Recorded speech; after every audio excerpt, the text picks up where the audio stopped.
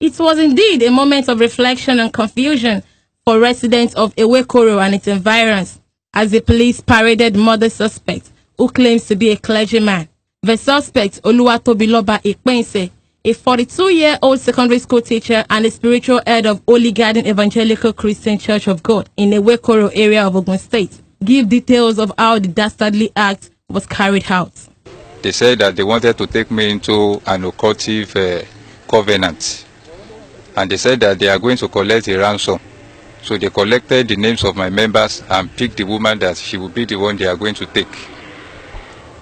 And having taken her, having mentioned they asked from me where she was living, and I told them that she's living at Wasemi. So on the 21st, on 21st of March, around 10 to 11, one of them came. PM.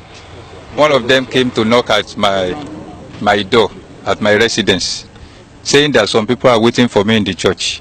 So on getting there, I saw Mr. Ashokpeju and the woman with another 7 occultic members that I cannot identify. Those ones were putting on black and red robe with 7 calabash with them. So Mr. Ashokpeju, I was asking him, how did he get here? Because I did not see the vehicle. I also saw the woman. I gave their names, the names too. I saw the woman with them. She was tied and her face was covered with a red cloth. So on that very day, I was asking Mr. Ashokpeju how he got there. Then he told me that because they did not bring vehicle to my house, and he was on the same at his church. He was at the Spirit Mountain that night.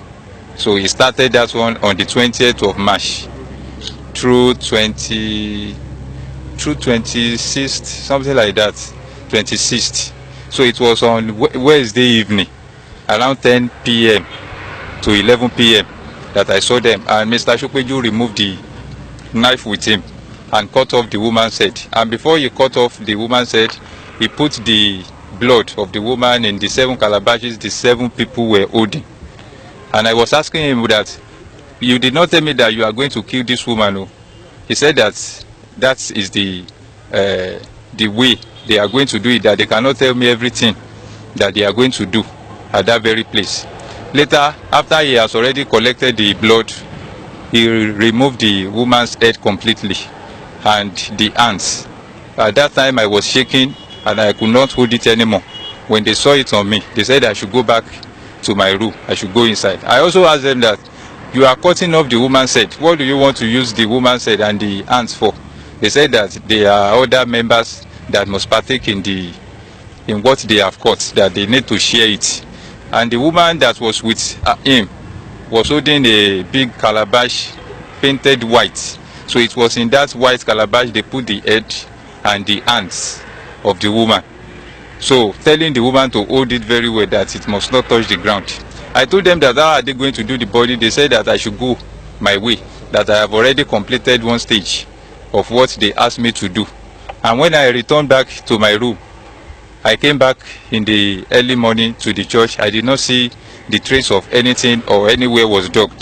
So it was on Sunday morning that I saw a place that was cracked inside the church room.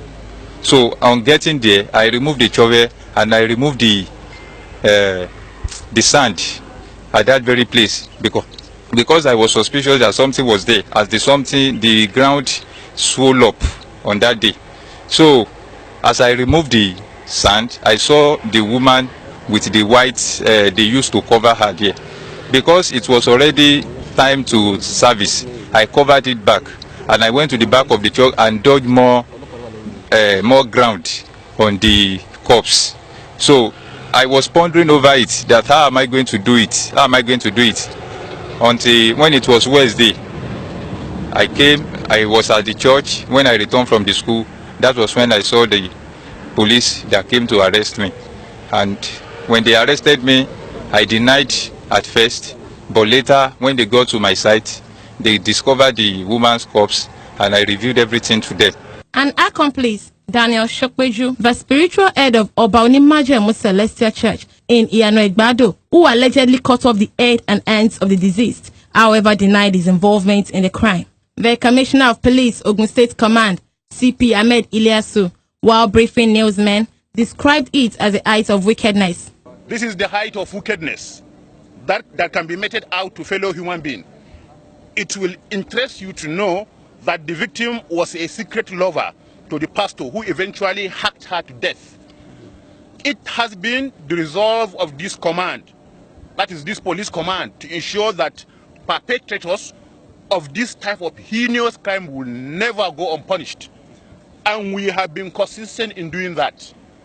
Forensic investigation into the case has commenced, and the case will eventually be charged to court.